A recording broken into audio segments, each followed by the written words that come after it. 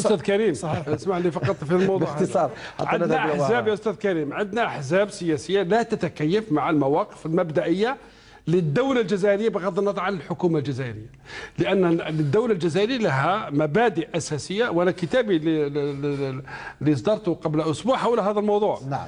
مثلا قضية تصفية الاستعمار بالصحراء الغربية، في أحزاب في الجزائر ليست لها مواقف جد إيجابية حول هذا الموضوع. صحيح. مثلا قضية ما يسمى بالربيع العربي، أحزاب سياسية تتباين مع موقف الدولة الجزائرية.